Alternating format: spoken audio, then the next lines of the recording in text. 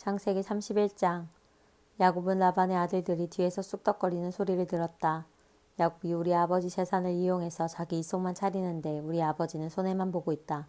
동시에 야곱은 라반의 태도가 달라졌다는 것도 알게 되었다. 자신을 대하는 태도가 전과 같지 않았던 것이다. 그때 하나님께서 야곱에게 말씀하셨다.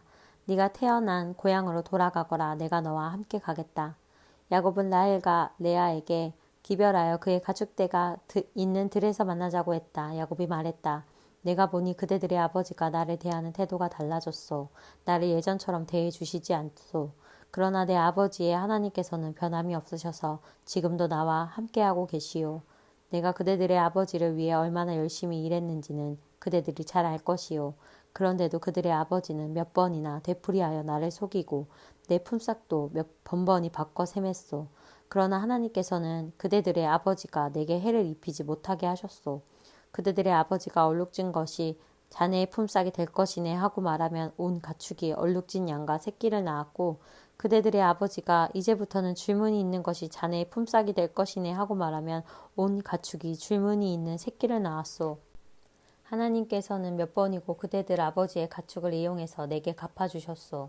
일찍이 가축들이 짝짓기를 하던 때에 나는 꿈에 줄무늬가 있고 얼룩지고 점이 있는 순년소들이 암년소들에 올라타는 것을 보았소. 그 꿈에서 하나님의 천사가 야곱아 하고 나를 불렀소.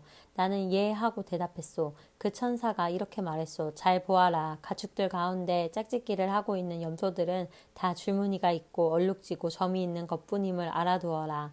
라반이 이제까지 내게 어떻게 했는지 내가 다 안다. 나는 베델의 하나님이다. 네가 거기서 한 기둥을 거룩하게 구별해 세우고 내게 서원했다. 이제 너는 이곳을 떠나 네가 태어난 고향으로 돌아가거라. 라헬과 레아가 말했다. 우리 아버지가 언제 우리를 제대로 대해준 적이 있나요? 아버지는 우리를 이방인보다도 못하게 대했잖아요. 아버지가 바란 것은 온통 돈밖에 없었습니다. 그것도 우리를 팔아서 번 것인데도 아버지가 다 써버리고 말았습니다. 하나님께서 우리 아버지에게서 거두어 우리에게 돌려주신 재산은 당연히 우리와 우리 자녀들 몫입니다. 그러니 망설이지 마세요. 하나님께서 당신에게 일러주신 대로 하세요. 야곱은 그렇게 했다. 그는 자녀와 아내들을 낙타에 태우고 모든 가축과 바단 아람에서 얻은 것을 전부 가지고서 가나안 땅에 있는 자기 아버지 이삭의 집으로 떠났다. 마침 라반은 양털을 깎으러 가고 없었다. 라헬이 그 틈을 타서 아버지 집에 수호 신상을 훔쳐냈다. 야곱이 자신의 계획을 비밀로 했기 때문에 아란 사람 라반은 사태가 어떻게 돌아가는지 전혀 몰랐다. 야곱은 자신의 전 재산을 가지고 떠났다. 이내 유프라테스 강을 건너 길르앗 산지를 향해 나아갔다. 라반이 사흘이 지나서야 야곱이 도망쳤다는 소식을 들었다. 라반은 친척들을 불러 모아 야곱을 추격했다. 그들은 7일이 지나서야 길르앗 산지에서 그를 따라잡았다. 그날 밤 꿈에 하나님께서 아람 사람 라반에게 나타나셔서 말씀하셨다. 좋은 일이든 나쁜 일이든 야곱에게 함부로 하지 마라. 라반이 이르러 보니 야곱이 길르앗 산지에 장막을 쳐놓았다. 라반도 그곳에 장막을 쳤다. 라반이 말했다. 자네가 나 몰래 내빼고 내 딸들을 포로처럼 끌고 가다니 무슨 생각으로 이렇게 했는가?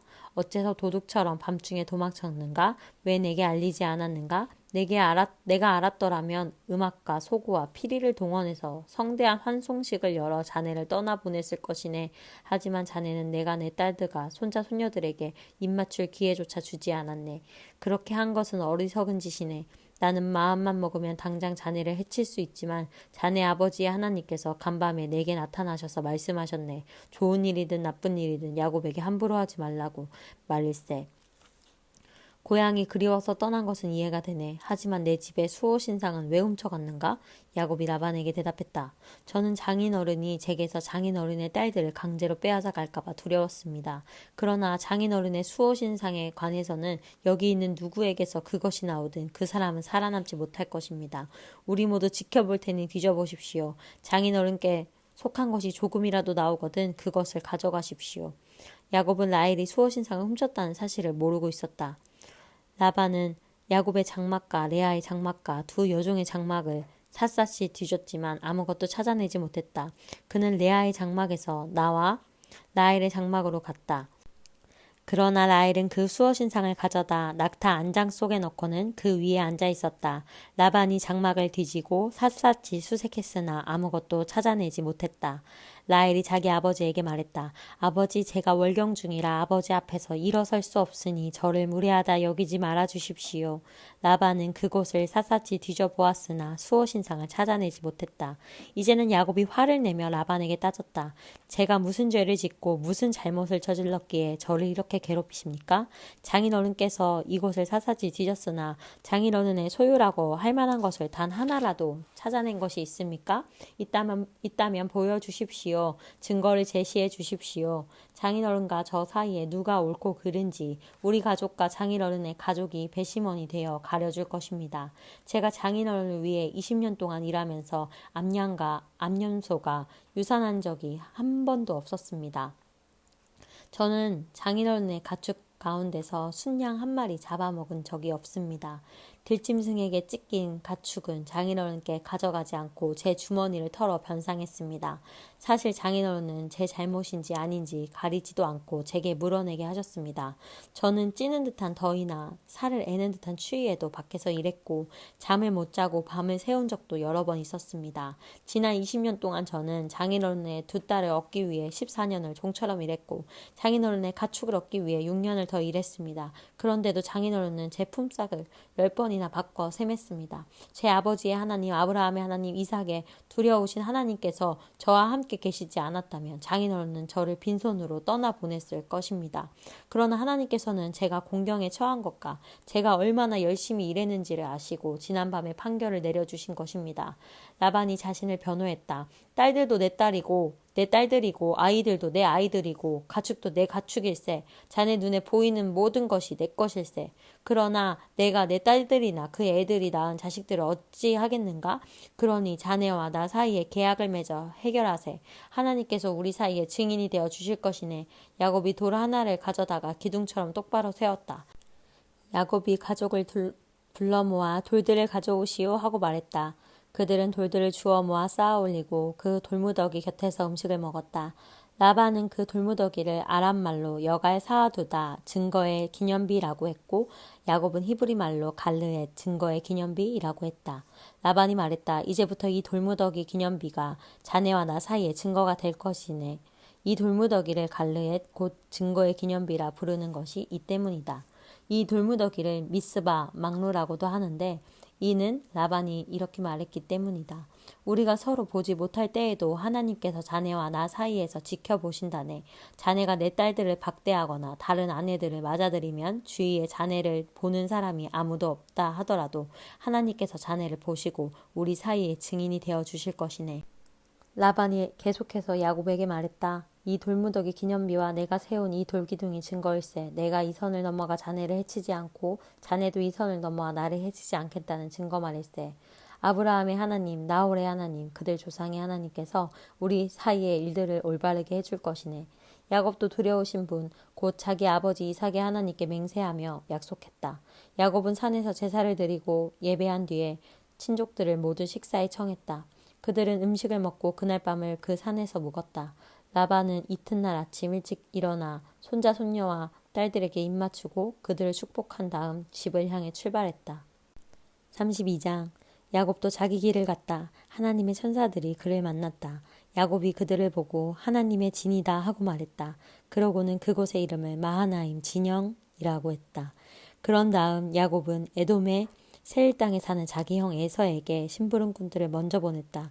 그는 그들에게 지시했다. 나의 주인 에서께 이렇게 전하여라.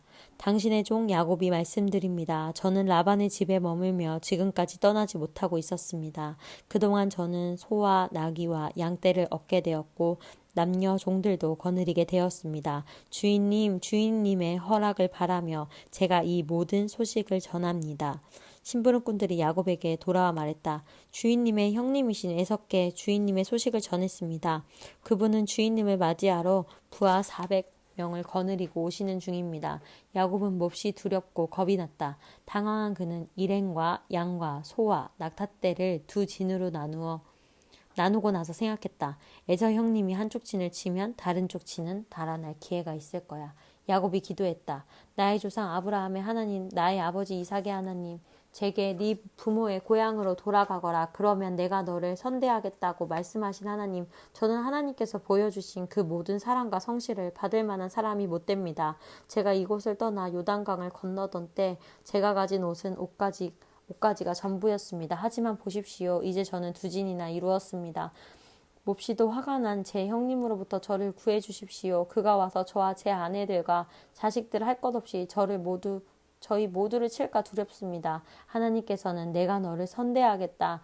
네 자손을 바다의 모래처럼 셀 수 없을 만큼 많아지게 하겠다고 친히 말씀하셨습니다. 야곱은 그날 밤 그곳에서 묵었다. 그는 자기 소유물 가운데서 형 에서에게 줄 선물을 골라 준비했다. 암염소 200마리와 순염소 20마리, 암양 200마리, 순양 20마리, 새끼 달린 낙타 30마리, 암소 40마리, 황소 10마리, 암낙이 20마리, 순낙이 10마리였다. 그는 종들에게 한 떼씩 맡기며 말했다. 나보다 앞서가거라. 가축대 사이에 거리를 충분히 두어라. 그런 다음 첫 번째 종에게 이렇게 지시했다. 나의 형님 에서가 가까이 다가와서 네 주인이 누구냐? 어디로 가는 중이냐? 이것들은 누구의 것이냐? 하고 묻거든 주인님의 종 야곱의 것입니다. 이것들은 에서 주인님께 드리는 선물입니다. 그도 뒤에 오고 있습니다. 하고 대답하여라. 그는 떼를 이끌고 출발하는 2번째 종과 3번째 종에게도 차례로 같은 지시를 내렸다. 너는 이렇게 말하여라. 주인님의 종 야곱이 저희 뒤에 오고 있습니다. 야곱은 생각했다. 연이어 선물을 받으면 형님의 마음이 풀어지겠지. 그런 다음에 내 얼굴을 보면 형님이 나를 기쁘게 맞아줄지도 몰라.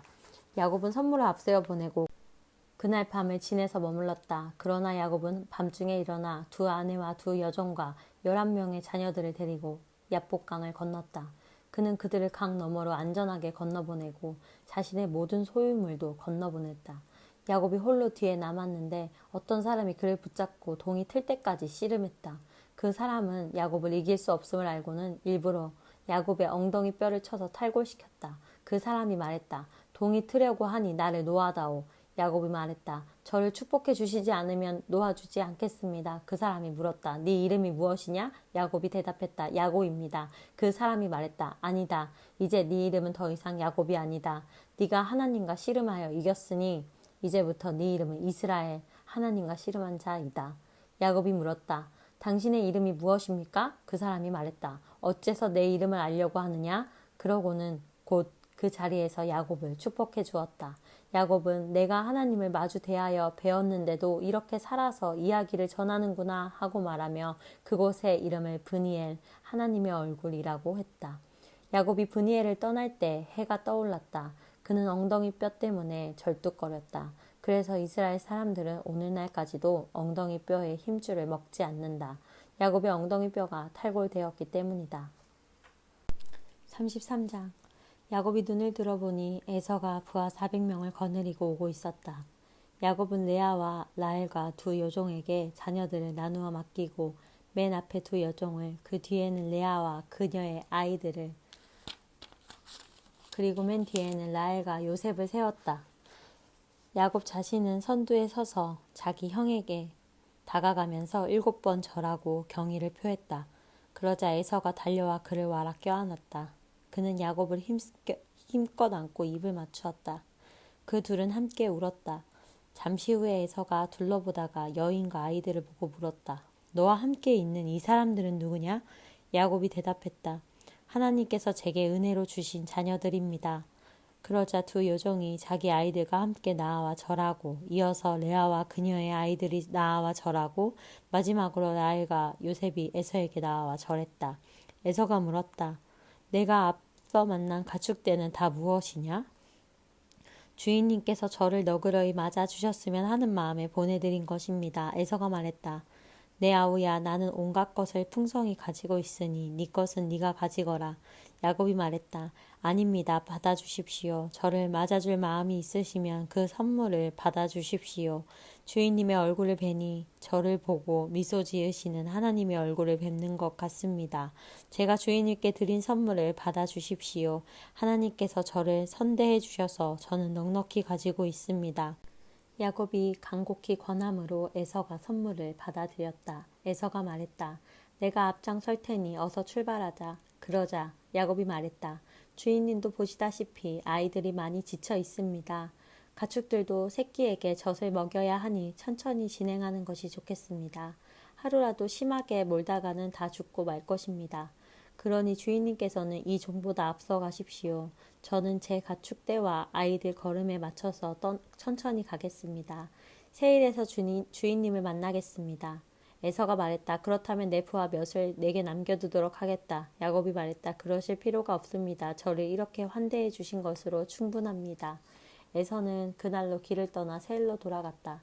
야곱은 숫곳으로 갔다. 그는 자기가 살 집과 가축을 위한 초막을 지었다.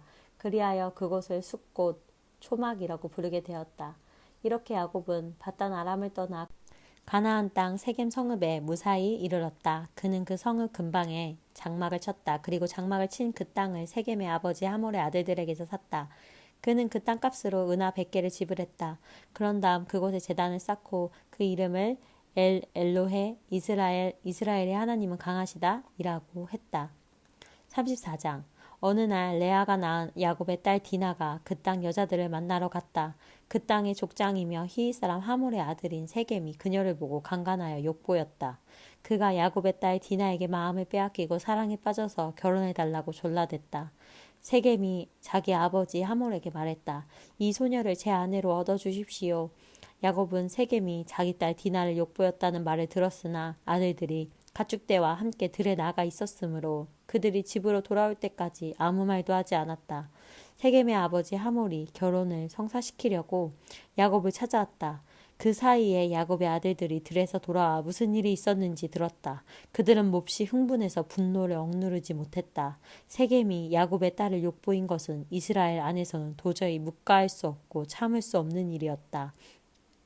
하몰이 야곱과 그의 아들들에게 말했다. 내 아들 세겜이 당신 딸에게 빠져 있습니다. 그러니 따님을 제 아들의 아내로 주십시오. 우리 서로 사돈관계를 맺읍시다. 여러분의 딸을 우리에게 주면 우리도 우리의 딸을 여러분에게 주겠습니다. 우리 서로 어울려 한 가족처럼 지냅시다. 우리 가운데 자리 잡고 편히 지내십시오. 우리와 함께 살면서 번성하기를 바랍니다. 세겜이 디나의 아버지와 오라버니들에게 자기 생각을 말했다. 허락해 주십시오. 신부를 데려오는 값은 얼마든지 치르겠습니다. 당신들이 그 값을 정하십시오. 이 소녀를 내 아내로 주기만 하면 바라는 값이 아무리 많다 해도 꼭 치르겠습니다. 야곱의 아들들은 자신들의 누이를 욕보인 세겜과 그의 아버지에게 속임수를 써서 대답했다. 그들은 이렇게 말했다. 말도 안 됩니다. 할례받지 않은 남자에게 우리 누이를 줄 수 없습니다. 그렇게 하는 것은 우리에게 수치스러운 일입니다. 당신네 남자들이 모두 우리처럼 할례를 받는 조건이라면 한번 진지하게 이야기해 볼 수 있습니다. 그렇게 해준다면 우리가 기꺼이 당신네 딸들과 결혼하고 우리의 딸들을 당신들에게 시집 보내며 당신들 가운데서 편히 지내면서 당신들과 더불어 큰 민족을 이루어 행복하게 지내겠습니다.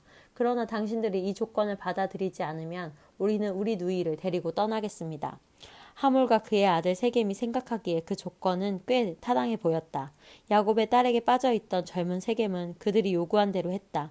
그는 자기 아버지의 집안에서 가장 인정받는 아들이었다. 하몰과 그의 아들 세겜은 광장으로 가서 성읍 의회 앞에 말했다. 이 사람들 우리를 좋아합니다. 그들은 우리의 친구입니다. 그러니 그들이 이 땅에 자리 잡고 편히 지내게 해줍시다. 우리 땅은 그들이 자리 잡고 살아도 될 만큼 넓습니다. 생각해 보십시오. 우리는 그들의 딸들과 결혼하고 그들은 우리의 딸들과 결혼할 수 있게 될 것입니다. 하지만 이 사람들은 우리 성읍의 모든 남자가 자기들처럼 할례를 받아야만 우리의 청을 받아들이고 우리와 함께 살면서 더불어 한 민족이 되겠다고 하는군요. 이것은 우리에게 크게 이득이 되는 거래입니다.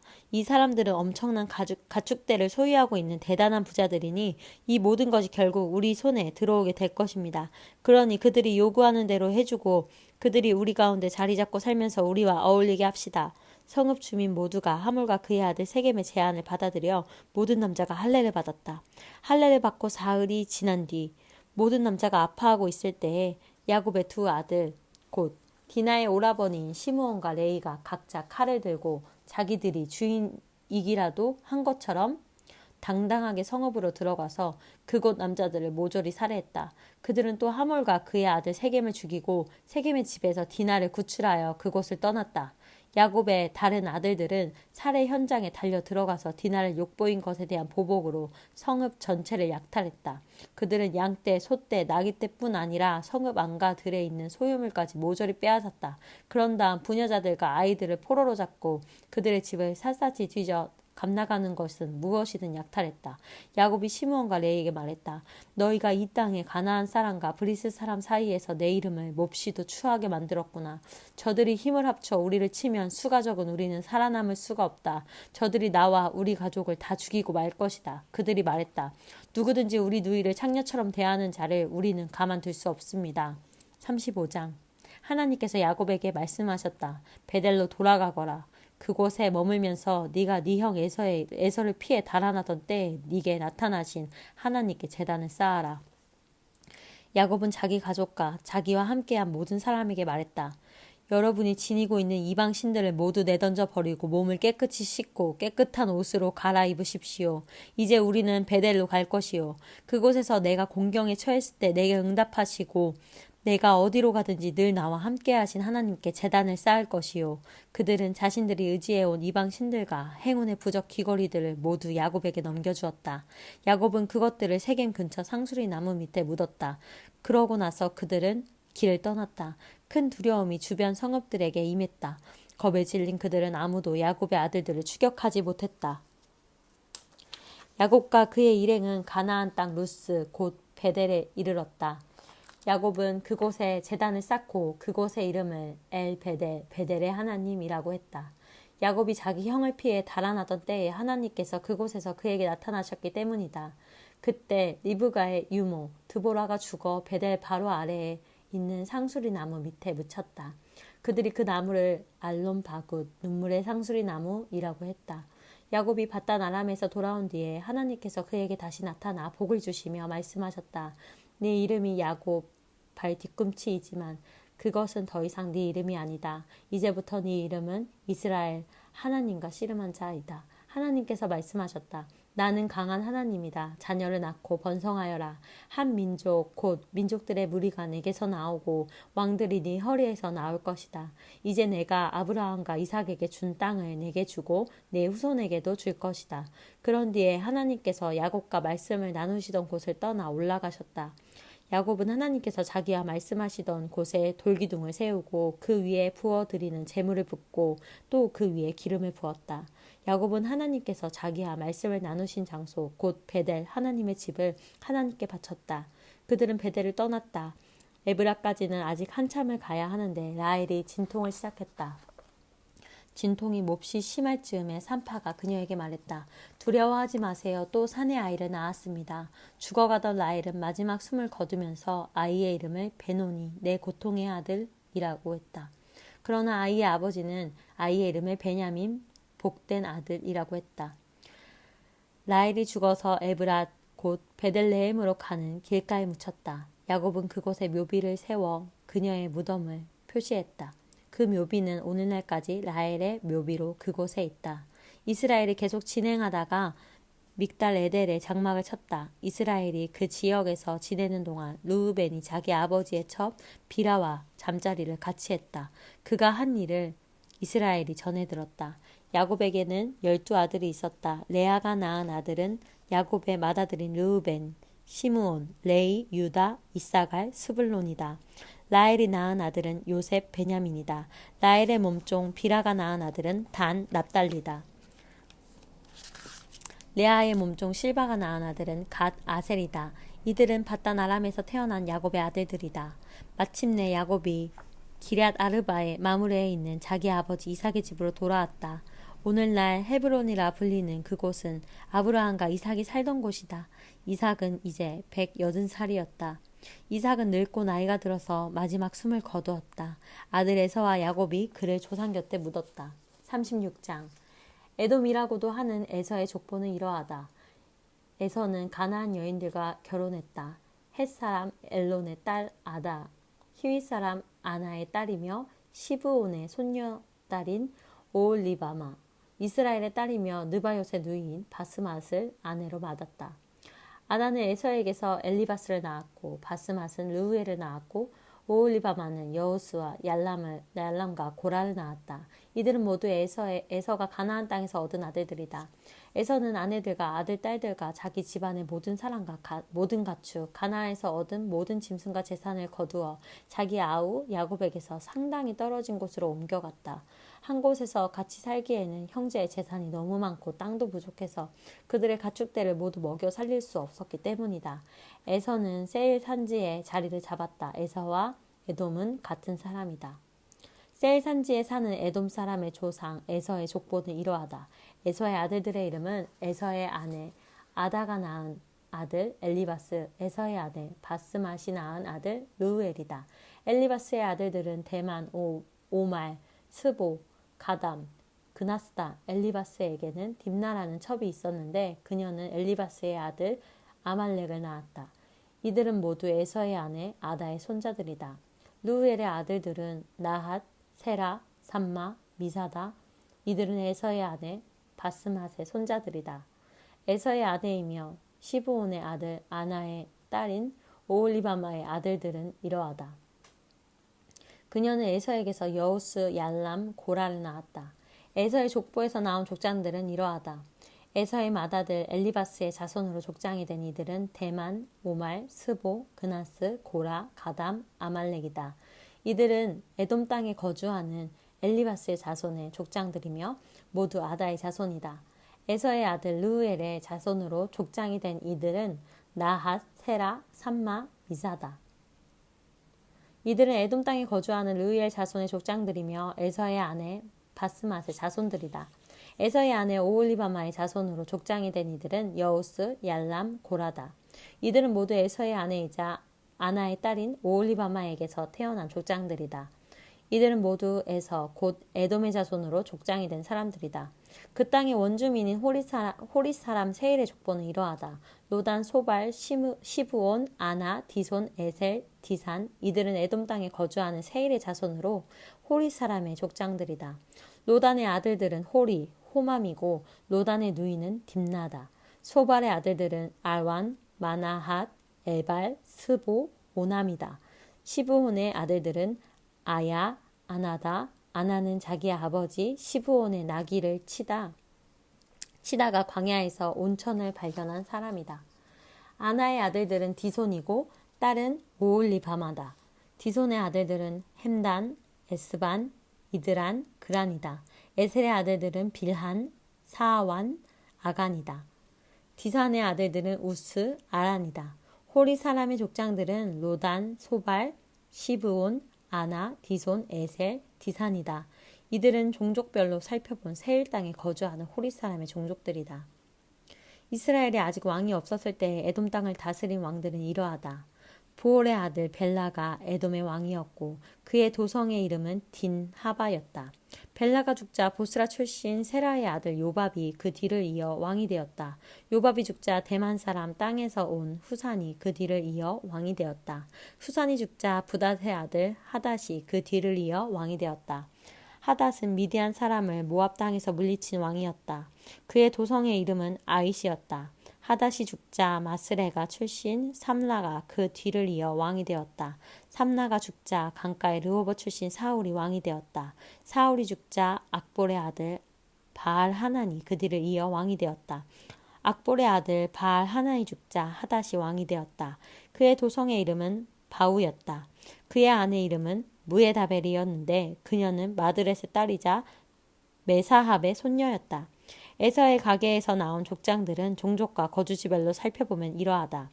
딥나, 알와, 여댓, 오홀리바마, 엘라, 비논, 그나스, 대만, 밉살, 막디엘, 이람. 이들은 모두 에돔의 족장들로 각자 자기 지역을 차지하고 살았다. 이상은 에돔 사람의 족장인 에서의 족보를 나열한 것이다.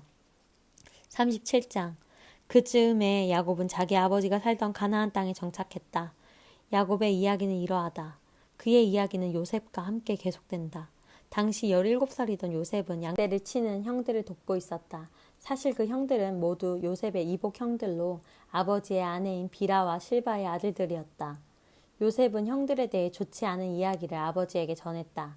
이스라엘은 늙음하게 얻은 아들 요셉을 다른 아들들보다 더 사랑했다.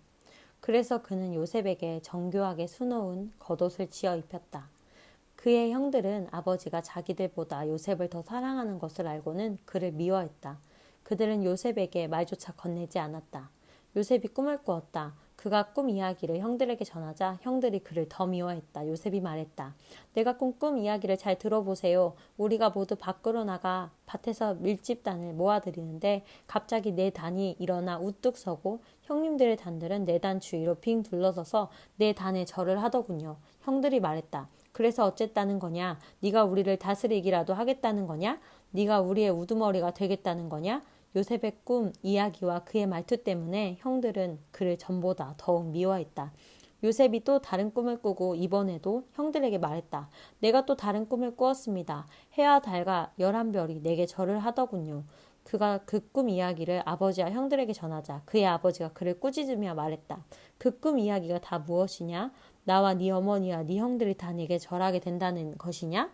이제 형들은 드러내놓고 그를 시기했지만 그의 아버지는 그 모든 일을 마음에 새겨두었다. 그의 형들이 세겜으로 가서 아버지의 양떼에게 풀을 먹이고 있었다. 이스라엘이 요셉에게 말했다. 네 형들이 지금 양떼와 함께 세겜에 있다. 네가 네 형들에게 좀 다녀와야겠다. 요셉이 말했다. 그렇게 하겠습니다. 이스라엘이 그에게 말했다. 가서 네 형들과 양떼가 어떻게 하고 있는지 살펴보고 돌아와서 내게 알려다오. 그는 요셉을 헤브론 골짜기에서 세겜으로 떠나보냈다. 요셉이 들판에서 헤매고 있는데 어떤 사람이 다가와 물었다. 무엇을 찾고 있느냐? 제 형들을 찾고 있습니다. 그들이 어디서 양떼에게 풀을 먹이고 있는지 아시는지요? 그 사람이 말했다. 그들은 여기를 떠났다. 내가 들으니 그들이 도단으로 가자고 하더구나. 그래서 요셉은 길을 떠나 형들의 뒤를 따라가다가 도단에서 그들을 찾아냈다. 형들은 멀리서 요셉을 알아보았다. 그들은 그가 자신들에게 이르기 전에 그를 죽이기로 모의했다. 그들이 말했다. 꿈꾸는 자가 이리로 오는구나. 저 녀석을 죽여서 이 오래된 구덩이들 가운데 한 곳에 던져넣고 사나운 짐승이 잡아먹었다고 말하자. 녀석의 꿈이 어떻게 되는지 지켜보자고. 르우벤은 아우들이 하는 이야기를 듣고 요셉을 구할 생각으로 끼어들었다. 그를 죽이려 하다니 안 될 일이야. 살인은 절대 안 돼. 그 애를 이곳 광야에 있는 구덩이에 던져버리기만 하고 다치게는 하지 마라. 르우벤은 나중에 다시 와서 그를 끌어내어 아버지에게 데려갈 생각이었다.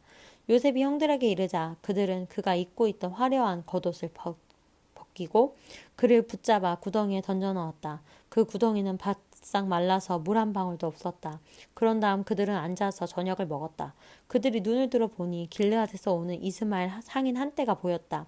그들은 이집트에 가서 팔 향유와 향품과 향수를 여러 마리 낙타에 싣고 오는 길이었다.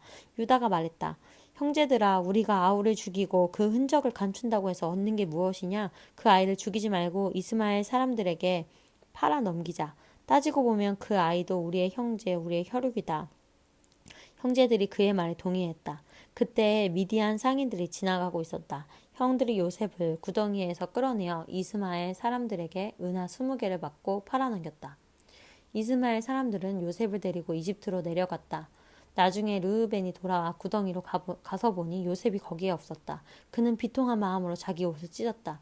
그가 어찌할 바를 몰라하며 형제들에게 가서 말했다. 아이가 사라지고 없다. 이제 어찌해야 하나? 그들이 요셉의 겉옷을 가져다가 염소 한 마리를 죽인 다음 그 피에 옷을 담갔다. 그들은 그 겉옷을 아버지에게 가지고 가서 말했다. 저희가 이것을 발견했습니다. 살펴보십시오. 아버지 아들의 겉옷이 맞나요? 야곱은 곧바로 그 겉옷을 알아보았다. 내 아들의 옷이다. 사나운 짐승이 그 아이를 잡아먹었구나. 요셉이 갈기갈기 찢겨 죽었구나. 야곱은 슬픔에 잠겨 자기 옷을 찢고서 거칠고 굵은 베옷을 입고 아들의 죽음을 오래도록 슬퍼했다. 자녀들이 위로하려고 했으나 그는 그들의 위로를 마다했다. 나는 내 아들의 죽음을 슬퍼하면서 무덤으로 가련다. 아버지는 요셉을 생각하며 하염없이 눈물을 흘렸다. 미디안 상인들이 이집트에서 요셉을 보디발에게 팔아 넘겼다. 보디발은 바로의 신하로 바로의 왕실을 일을 맡아보는 사람이었다. 38장. 그 무렵 유다는 형제들로부터 떨어져 나와 히라라고 하는 아둘람 사람과 함께 지내고 있었다. 그곳에서 있는 동안 유다는 가나안 사람 수아의 딸을 만났다. 유다가 그녀와 결혼하여 잠자리를 같이 하니 그녀가 임신하여 아들을 낳고 아이의 이름을 엘이라고 했다. 그녀가 다시 임신하여 아들을 낳고 아이의 이름을 오난이라고 했다. 그녀가 또다시 아들을 낳고 아이의 이름을 셀라라고 했다. 셀라를 낳았을 때 그들 부부는 거십에 살고 있었다. 유다가 맏아들 엘에게 아내를 얻어주었다. 그녀의 이름은 다말이었다. 그러나 유다의 맏아들 엘이 하나님께 심히 악한 죄를 지어 하나님께서 그의 목숨을 거두어 가셨다. 유다가 오난에게 말했다. 가서 남편 잃은 네 형수와 잠자리를 같이 하도록 하여라. 네 형의 혈통이 끊어지지 않게 하는 것이 동생인 네가 해야 할 도리다. 하지만 오나는 아이를 낳아도 자기 아이가 되지 못할 것을 알고 형수와 잠자리를 같이 할 때마다 형의 아이를 낳지 않으려고 정액을 바닥에 쏟았다. 그가 한 짓은 하나님을 크게 거스르는 일이었다. 하나님께서 그의 목숨도 거두어 가셨다. 그러자 유다는 며느리 다말을 찾아가서 말했다. 내 아들 셀라가 다 자랄 때까지 네 아버지 집에서 과부로 지내고 있거라. 그는 셀라마저 형들처럼 죽게 될까 걱정했던 것이다. 그리하여 다말은 자기 아버지 집으로 가서 살았다. 시간이 흘러 유다의 아내 곧 수아의 딸이 죽었다. 애도 기간이 끝나자 유다는 아둘람 사람인 친구 히라와 함께 양떼의 털을 깎으러 딥나로 갔다. 다말은 네 시아버지가 양떼의 털을 깎으러 딥나로 갔다는 소식을 전해 들었다. 그녀는 과부의 옷을 벗고 너울로 얼굴을 가려 남이 알아보지 못하게 한 다음 딥나로 가는 길에 있는 에나임 입구에 앉아 있었다. 그녀는 셀라가 다 자랐는데도 유다가 자기를 그와 결혼시키려 하지 않는다는 것을 알고 있었다. 유다는 너울로 얼굴을 가리고 있는 그녀를 보고는 창녀라고 생각했다. 그는 길가에 있는 그녀에게 다가가 말했다. 오늘 밤 함께 보내자. 유다는 그녀가 자기 며느리인 줄을 전혀 알지 못했다. 그녀가 말했다. 그 값으로 제게 무엇을 주겠습니까? 유다가 말했다. 내 가축대에서 새끼 염소 한 마리를 보내겠다. 그녀가 말했다. 그것을 보낼 때까지 내게 담보물을 맡기면 그렇게 하겠습니까? 담보물로 원하는 게 뭐냐? 그녀가 대답했다. 어르신이 갖고 있는 줄 달린 도장과 지팡이를 주십시오. 유다는 그것들을 다말에게 건네고 잠자리를 같이 했다.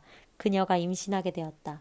그녀는 그곳을 떠나 집으로 돌아가서 너울을 벗고 과부의 옷을 다시 입었다. 유다는 친구인 아둘람 사람 편에 새끼 염소를 보내며 그 여자에게서 담보물을 찾아오게 했다.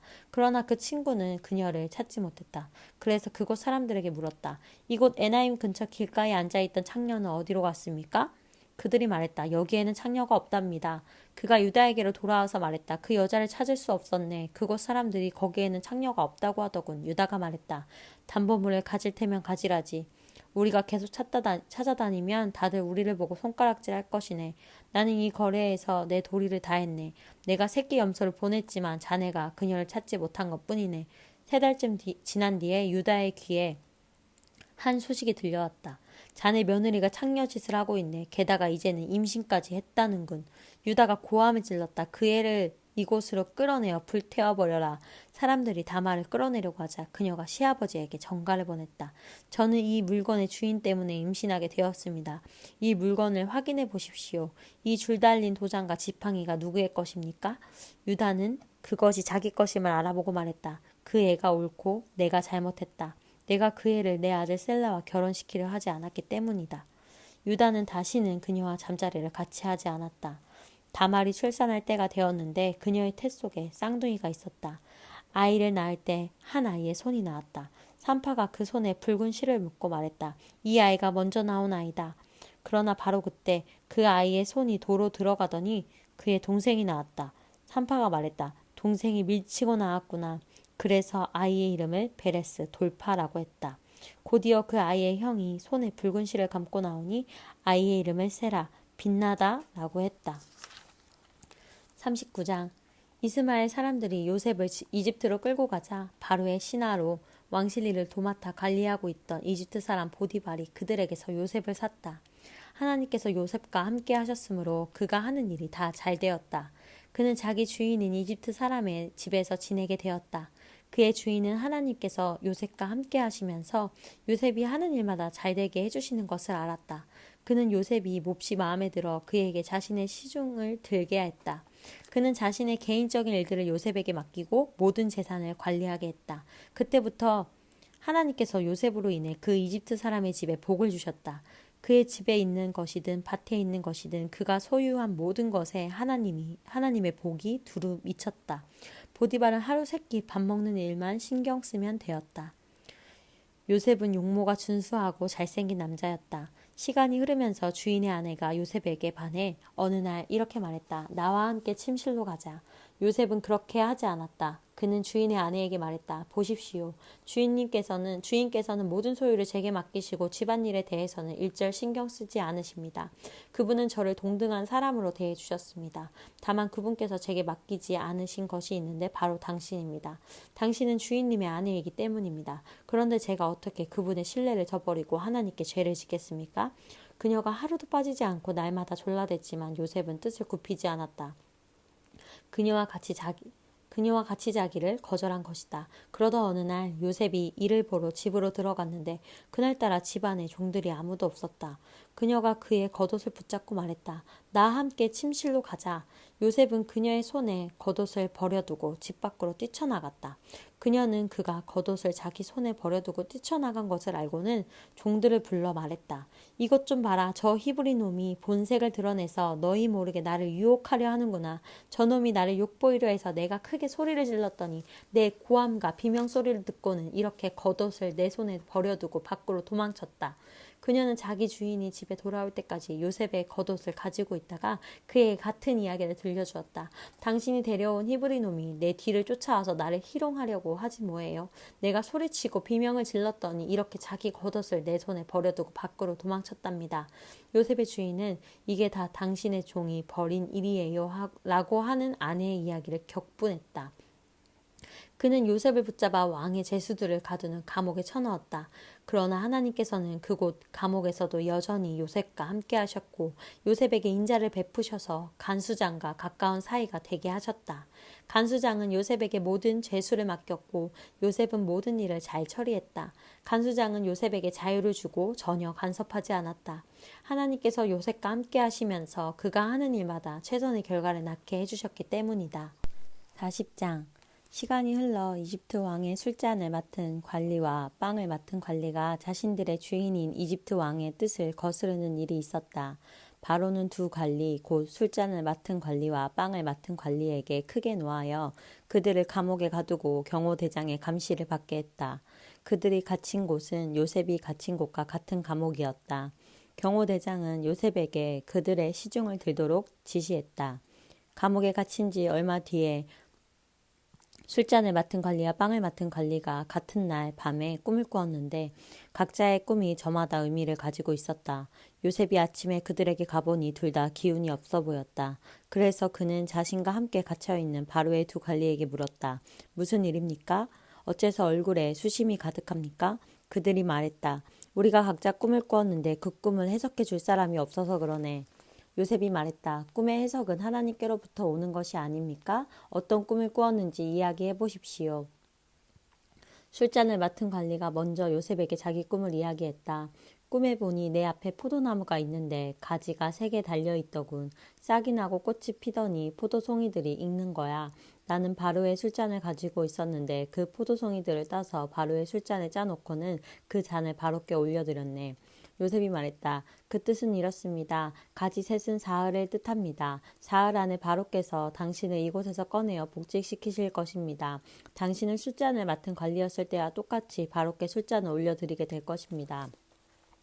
당신의 일이 잘 되면 저를 기억해 주십시오. 바로께 제 사정을 아뢰어 주셔서 저를 이곳에서 꺼내 주십시오. 저는 히브리 사람의 땅에서 납치되어 왔습니다. 그리고 저는 여기서도 이 감옥에 갇힐 만한 일을 한 적이 없습니다.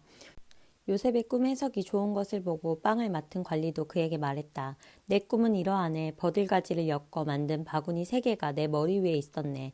맨 위에 바구니에 가꾼 온갖 빵들이 있었는데 새들이 내 머리 위에 바구니에서 그것을 쪼아먹고 있었네. 요셉이 말했다. 그 꿈의 해석은 이렇습니다. 바구니 셋은 사흘을 뜻합니다. 사흘 안에 바로께서 당신의 머리를 베고 당신의 몸을 기둥에 매달 텐데 그러면 새들이 와서 당신의 뼈가 드러날 때까지 모조리 쪼아먹을 것입니다. 사흘째 되는 날, 그날은 바로의 생일이었다. 바로는 모든 신하를 위해 잔치를 베풀고 술잔을 맡은 관리와 빵을 맡은 관리를 모든 신하가 볼 수 있도록 영광의 자리에 나란히 세웠다. 그런 다음 술잔을 맡은 관리를 본래의 직위에 복직시켰다. 그 관리는 전과 똑같이 바로에게 술잔을 따라 올렸다. 하지만 빵을 맡은 관리는 요셉이 해석한 대로 기둥에 매달게 했다. 그러나 술잔을 맡은 관리는 요셉에게 신경 쓰지 않았다. 요셉의 처지를 까맣게 잊고 만 것이다.